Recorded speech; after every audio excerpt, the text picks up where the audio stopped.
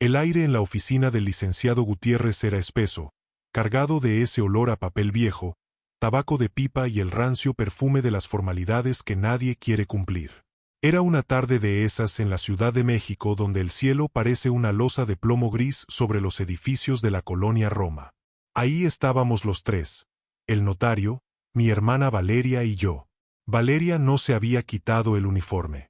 Llevaba sus insignias de la Secretaría de la Defensa relucientes, como si necesitara recordarle a las sillas y a los cuadros de la oficina que ella era una mujer de mando. Se sentaba con la espalda recta, una columna de acero que no se había doblado ni una sola vez durante el velorio de mi padre, ni cuando bajaron el féretro, ni ahora. En cambio, yo me sentía como un trapo viejo. Mis manos, todavía con el rastro de las cremas hidratantes y el alcohol antiséptico que usé durante 2 años para cuidar a papá, temblaban ligeramente sobre mis rodillas. ¿Podemos agilizar esto, licenciado?, soltó Valeria, su voz cortando el silencio como un tajo. Tengo que estar en la base antes de las 18 horas y no quiero perder el tiempo con rodeos sentimentales. El licenciado Gutiérrez, que conocía a mi padre desde que ambos tenían pelo negro y sueños de cambiar el mundo, la miró por encima de sus anteojos bifocales. No dijo nada, pero sus dedos jugaron un momento con el sobrelacrado que descansaba sobre el escritorio de caoba. La paciencia es una virtud, coronela, respondió el notario con una calma que me dio escalofríos. Un testamento no es una orden de operación, es la última voluntad de un hombre que los amó. Valeria soltó una risa seca, un sonido desprovisto de cualquier rastro de alegría. Se giró hacia mí, clavándome esos ojos que habían hecho temblar a subordinados en los desiertos de Chihuahua. Me miró de arriba abajo, deteniéndose en mi suéter gastado y en mis ojeras de meses de vigilia. El amor se demuestra con honor, no con lástima, dijo ella, elevando la voz para que el notario no perdiera detalle. Vamos a ser claros de una vez. Mi padre era un hombre de instituciones, un hombre que valoraba la jerarquía. Él sabía perfectamente quién de sus hijos tiene la capacidad de mantener el apellido en alto y quién se quedó estancado en el papel de víctima profesional. Yo quise decir algo. Quise decirle que mientras ella estaba de gira en misiones estratégicas, yo era quien le cambiaba las sábanas a papá. Quise recordarle que fui yo quien sostuvo su mano cuando él ya no recordaba ni su propio nombre, mientras ella solo enviaba depósitos mensuales de su nómina militar para gastos médicos, como si el dinero pudiera sustituir la presencia. Pero mi garganta era un nudo de ceniza. Ni siquiera te hagas ilusiones, Julián, continuó ella, ignorando mi silencio. Ni te empolgues pensando que las propiedades o la cuenta principal van a caer en tus manos. No te corresponde. Papá me lo dijo claramente la última vez que tuvo lucidez. El patrimonio debe quedar en manos disciplinadas, en manos que sepan lo que es el orden. No en manos de un fracasado que dejó su carrera para cuidar viejitos, solo porque no pudo con la presión de la vida real. Sus palabras eran dardos envenenados. Para ella, mi sacrificio no había sido un acto de amor, sino una falta de ambición. Para Valeria, yo era el hermano débil, el que se quedó en casa porque no tenía a dónde ir, el que no servía para el mundo. Esa casa, el terreno de Querétaro y la empresa, todo eso requiere una mano firme, sentenció ella, golpeando ligeramente la mesa con sus dedos enguantados. Tú estarás bien con una pensión pequeña o algún departamento de interés social que papá te haya dejado por pura lástima. Pero lo que es el poder de la familia, eso es mío. Así que, licenciado, deje de hacernos perder el tiempo y lea de una vez lo que ya todos sabemos. El licenciado Gutiérrez me miró. Vi en sus ojos algo que no supe descifrar. ¿Era compasión o era una advertencia? Se aclaró la garganta, rompió el sello de cera roja con un abrecartas de plata y desplegó el documento. El silencio volvió a reinar, roto solo por el tic-tac de un reloj de pared que parecía marcar el ritmo de mi propia derrota.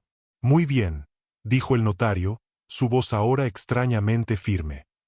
Siendo que la coronela insiste en que el orden y la disciplina son los pilares de este testamento, procederé a leer la cláusula especial de comportamiento y sucesión que su padre redactó apenas una semana antes de morir. Valeria se acomodó en la silla, con una sonrisa de victoria ya dibujada en las comisuras de los labios. Yo cerré los ojos, preparándome para el impacto de quedar, una vez más, bajo la sombra de su mando. Pero lo que el notario leyó a continuación no era el guión que ella había escrito en su cabeza. El licenciado Gutiérrez no leyó de inmediato. Primero, se tomó un momento para observar a Valeria, quien mantenía esa sonrisa gélida y triunfal, la misma que suelen tener los generales antes de aceptar la rendición de un enemigo vencido. Luego me miró a mí, y por un segundo, sentí que su mirada intentaba transmitirme una fuerza que yo no poseía. Antes de proceder, dijo el notario, su voz resonando con una autoridad que incluso hizo que Valeria frunciera el ceño. Debo aclarar que este documento contiene una disposición de integridad y conducta. Su padre, el general retirado don Alberto, fue muy enfático en que la herencia no es un botín de guerra, sino un relevo de honor. Valeria soltó un bufido impaciente, acomodándose las insignias de su uniforme. Ya escuchamos suficiente retórica. Licenciado. Vaya al grano. El patrimonio familiar necesita dirección, no sermones de ética. Gutiérrez asintió lentamente, extendió el papel sobre el escritorio y comenzó a leer con una parsimonia que crispaba los nervios. Yo, Alberto Mendoza, en pleno uso de mis facultades, declaro que mis bienes han sido producto del esfuerzo y la lealtad. Reconozco en mi hija, Valeria, la disciplina del acero y en mi hijo, Julián, la nobleza del alma. Sin embargo, el notario hizo una pausa deliberada, clavando la vista en el papel. La disciplina sin humildad es tiranía, y la nobleza sin recursos es vulnerabilidad. Por ello, la adjudicación de la propiedad mayoritaria, que incluye la hacienda, el recuerdo y el control de la constructora, queda sujeta a una condición suspensiva de carácter inmediato en el momento de esta lectura. El rostro de mi hermana cambió. El brillo de suficiencia en sus ojos fue reemplazado por una chispa de sospecha. ¿Condición suspensiva? ¿De qué diablos está hablando? Mi padre ya había decidido. Déjeme terminar, coronela, dijo Gutiérrez con una frialdad absoluta. El texto continúa. Si al momento de leer este testamento, mi heredera designada, Valeria Mendoza, se conduce con soberbia, maltrata la dignidad de su hermano o demuestra que su mando militar ha borrado su humanidad, el notario tendrá la facultad y la obligación de activar el codicilo B. El silencio que siguió fue tan pesado que juraría que podías escuchar el polvo asentarse sobre los libros de la oficina. Valeria se puso de pie, su silla rechinando violentamente contra el suelo de madera. «Eso es una trampa», gritó, señalando al notario con un dedo enguantado. «Usted manipuló a un anciano moribundo. Mi padre jamás escribiría algo tan subjetivo. Él sabía que Julián es un incapaz». Su padre, interrumpió el licenciado, levantando también la voz, conocía perfectamente el temperamento de sus hijos. Él sabía que usted, coronela, vendría aquí a reclamar un botín, no a honrar una memoria. Él me pidió, como su amigo y como fedatario público, que evaluara su comportamiento hoy. Y sus palabras hace unos minutos, llamando fracasado a quien le dio a su padre la paz que usted no quiso darle, han sido la prueba final. Valeria golpeó el escritorio con el puño, haciendo que el tintero saltara. «No te corresponde, Julian», me gritó, olvidando por completo la presencia del notario. «Tú no sabes ni manejar tu propia vida. Ese dinero se va a ir a la basura en tus manos. Licenciado, exijo ver ese documento. Esto es una falta a la jerarquía». El licenciado Gutiérrez no se inmutó. Con una calma casi quirúrgica, sacó un segundo sobre, mucho más pequeño, que estaba oculto bajo el primero. Lo abrió lentamente, disfrutando quizás de la justicia poética que estaba a punto de impartir. El codicilo B, leyó el notario, revoca la designación de Valeria Mendoza como heredera universal por falta de mérito ético y gratitud filial. En su lugar, nombra a Julián Mendoza como único administrador de los bienes, otorgándole el control total de las cuentas y las propiedades. A Valeria se le asigna únicamente la porción legítima de ley, despojándola de cualquier cargo directivo en la empresa familiar. Vi cómo el color desaparecía del rostro de mi hermana. Sus labios, antes apretados en una línea de mando, ahora temblaban de furia contenida. El notario se recargó en su silla y me miró directamente a los ojos. «Julián», Tu padre dejó una nota personal en este sobre. Dice, para el hijo que me cuidó cuando no tenía nada que darme. Ahora te doy todo para que nadie te vuelva a decir que no vales nada. Valeria se dejó caer en la silla, con el uniforme de gala viéndose de pronto demasiado grande para ella, como si se hubiera encogido ante la verdad. El tablero se había dado la vuelta. El notario tomó su pluma fuente, la llenó de tinta y me la extendió. Firme aquí, joven. El cambio de voluntad es oficial. El licenciado Gutiérrez deslizó el documento hacia mí con una solemnidad que hacía que el papel pareciera pesar una tonelada. Valeria, por el contrario, parecía un volcán a punto de entrar en erupción. Su respiración era errática y el cuero de sus guantes crujía mientras cerraba los puños con una fuerza que le blanqueaba los nudillos. Esto es una farsa, siseó ella, con una voz que ya no era de mando, sino de puro veneno. Licenciado, usted sabe perfectamente que puedo impugnar esto en un tribunal militar y civil. Mi padre no estaba en sus cabales. Ese codicilo es una invención suya para favorecer a este muerto de hambre. El notario ni siquiera parpadeó. Con una calma exasperante, señaló hacia la esquina superior de la oficina, donde una pequeña cámara de seguridad parpadeaba con una luz roja constante. Todo lo que ha sucedido en esta sala, coronela, desde su entrada triunfal hasta sus insultos contra el otro heredero, ha sido grabado con audio de alta fidelidad. Don Alberto fue muy específico, quería que hubiera una prueba irrefutable de su actitud. Si usted decide ir a juicio, lo primero que haré será presentar este video donde usted llama fracasado al hombre que sacrificó su vida personal para limpiar el sudor y la sangre de su padre mientras usted estaba recibiendo medallas. En México, la figura de ingratitud es un argumento legal muy sólido cuando hay pruebas de esta magnitud. Valeria se giró hacia mí. Sus ojos eran dos brasas ardientes. ¿Te vas a quedar ahí sentado, Julián? ¿Vas a dejar que este viejo leguleyo me robe lo que por derecho de primogenitura me pertenece? Dile algo. Dile que no puedes manejar la constructora. Si no sabes ni administrar tus propias finanzas, vas a quebrar el patrimonio de la familia en un mes. Por primera vez en años, sentí que el nudo en mi pecho se deshacía. No era alegría, era una paz fría y profunda.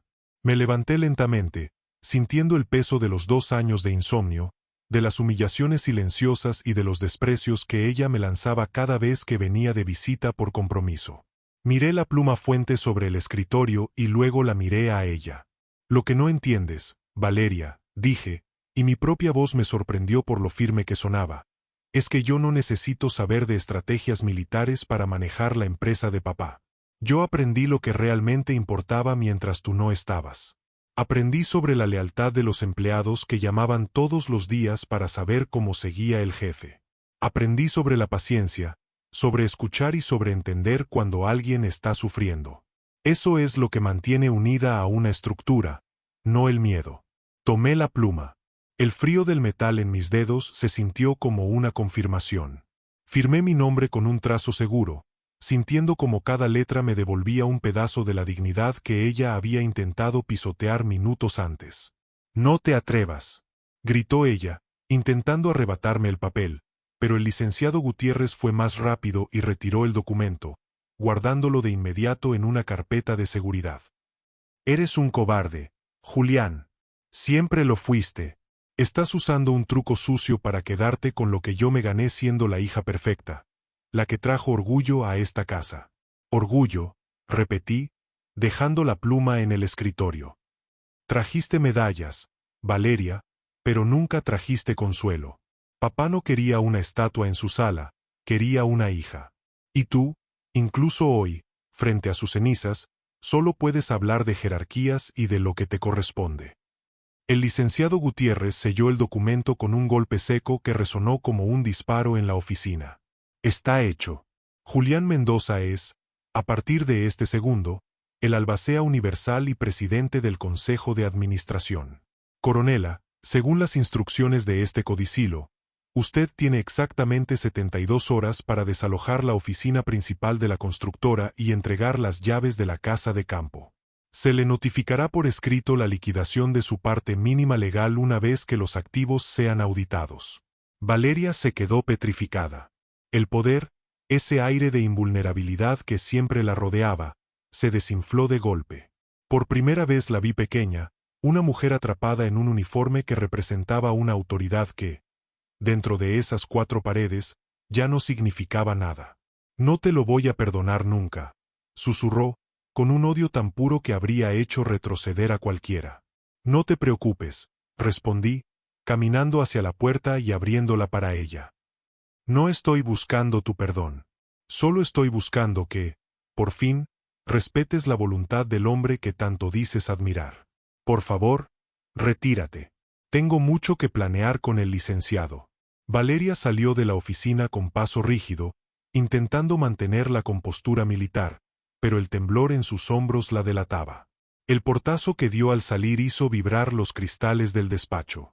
Me dejé caer de nuevo en la silla, exhalando un aire que parecía haber estado reteniendo durante décadas. El licenciado Gutiérrez me dedicó una sonrisa triste pero satisfecha.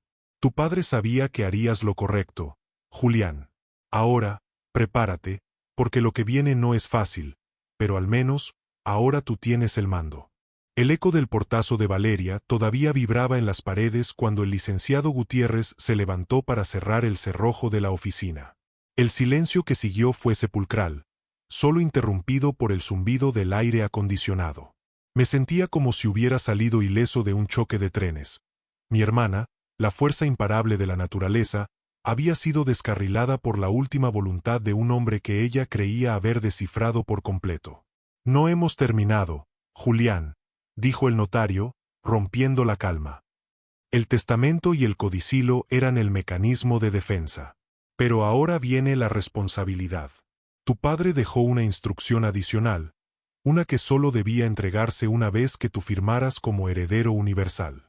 Sacó un sobre de Manila amarillento de su caja fuerte empotrada detrás de un cuadro de la Virgen de Guadalupe. En el frente, con la caligrafía firme pero cansada de mi padre, decía: «Para el hijo que sabe escuchar el silencio».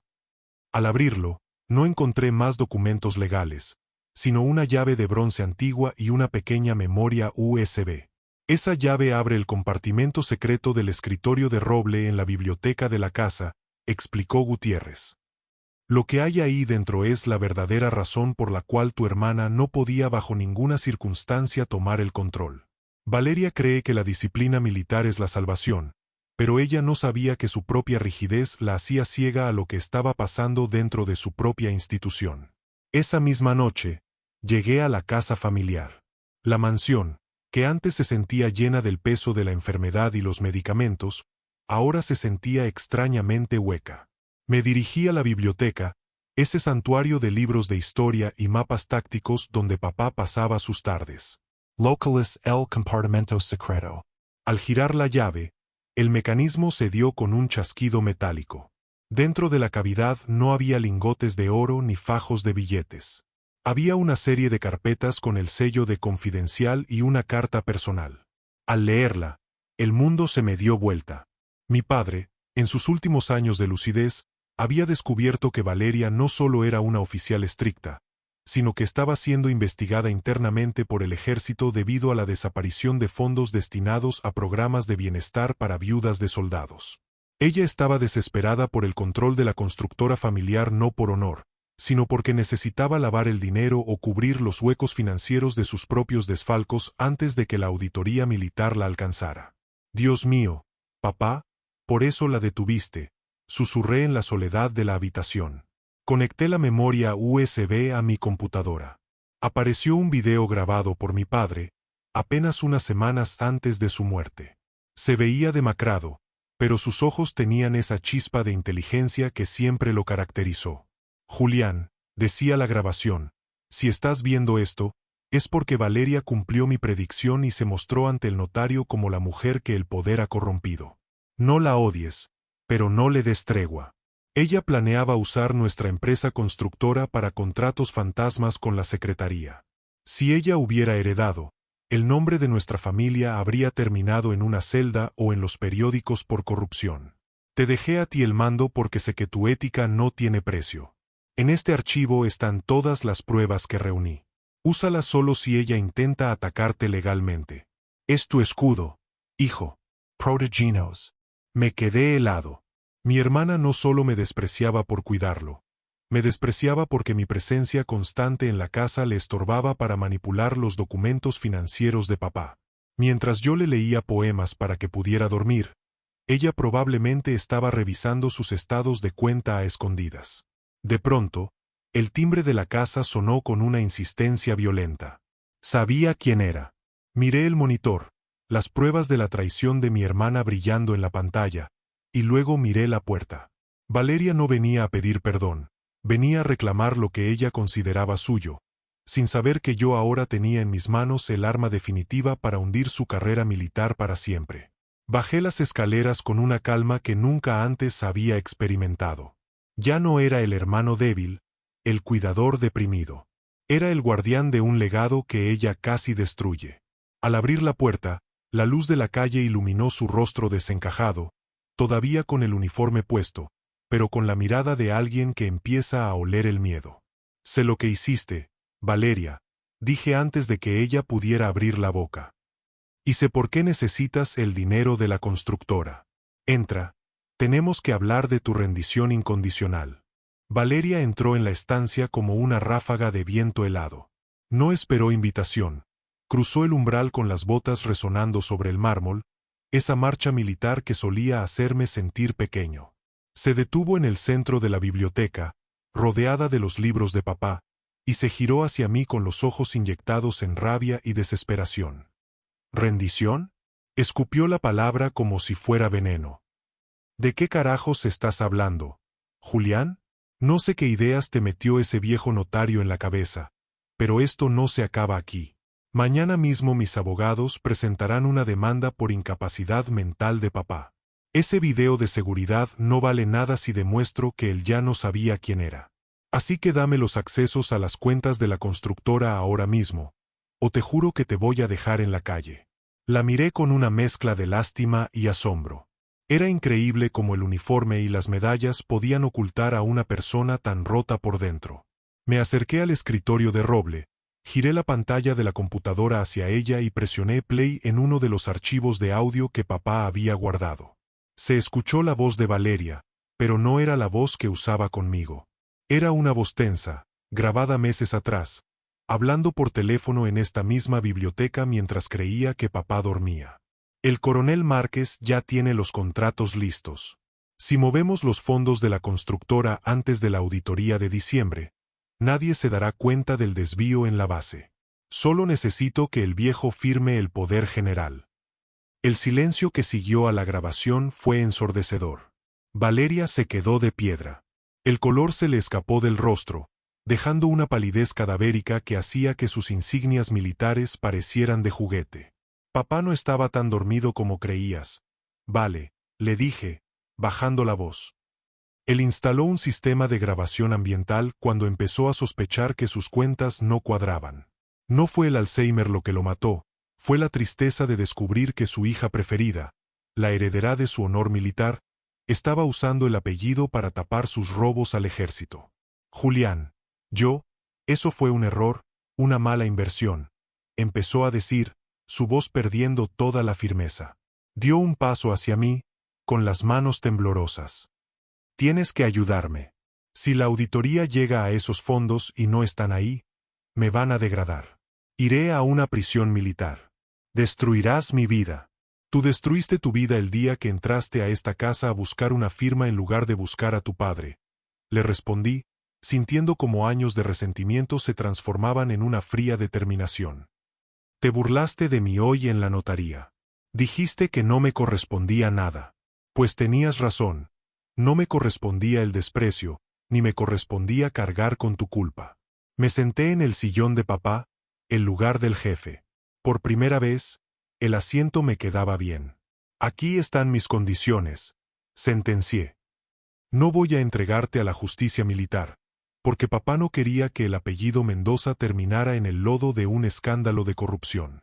Pero vas a firmar tu renuncia inmediata al ejército. Vas a solicitar tu baja voluntaria mañana a primera hora, alegando motivos personales. «Es mi carrera», gritó ella, cayendo de rodillas frente al escritorio. «Es lo único que tengo». «Ya no», la interrumpí. A cambio de tu silencio y de que no pises una celda, usaré parte de mi herencia para devolver el dinero que te robaste de los fondos de bienestar. Taparé tu agujero financiero para honrar la memoria de papá, no por ti. Te quedarás con tu departamento y nada más.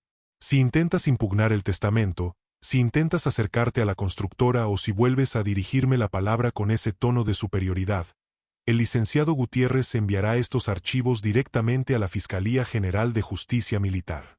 Valeria me miró desde el suelo. La mujer de acero se había quebrado. Ya no era la coronela Mendoza. Era solo una mujer asustada que lo había perdido todo por codicia. Se quedó ahí, sollozando en silencio sobre la alfombra que yo mismo había aspirado tantas veces mientras cuidaba al hombre que ella traicionó. Vete de aquí, Valeria, le dije, volviendo la vista a los documentos de la empresa. Mañana espero la copia de tu baja. Tienes una vida para aprender que la verdadera disciplina empieza por la integridad. Ella se levantó con dificultad, arrastrando los pies. Salió de la biblioteca sin mirar atrás, una sombra derrotada en la penumbra del pasillo.